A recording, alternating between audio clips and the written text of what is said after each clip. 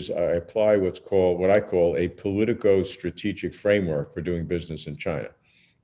And what that means, China is unique in the world in that you have this governmental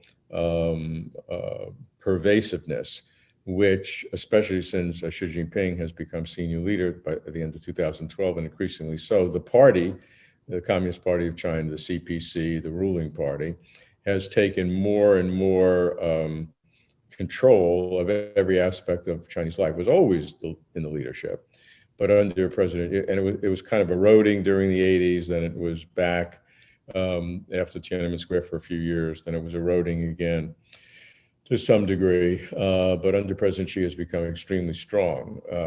There's a phrase they use in Chinese, it's like north, south, east, west, central, business, education, government, society, military, everything comes under the party.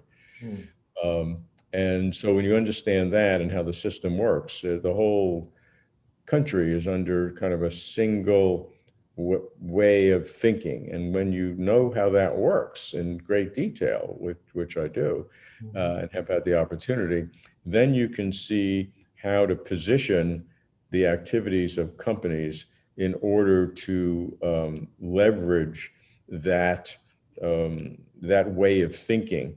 Now, I've often hear business people say that, I will never deal with the government. I'm only going to deal with private companies.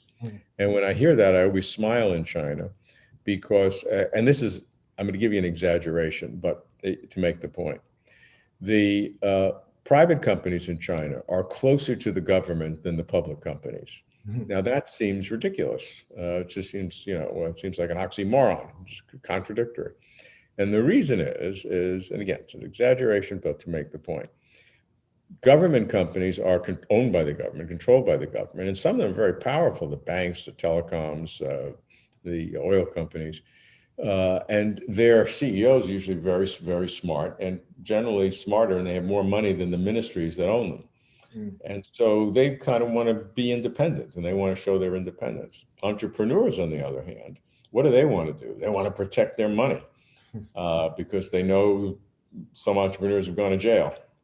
And so they want to protect it. How do you protect? You stay very close to the government. So the bottom line is that everything in China works with this sort of politico-strategic framework. And when you understand that and apply that, you can really shift the bell curve of how you structure deals and do deals a little bit in your favor. It's not a magic bullet, but doing things right, you really have opportunity.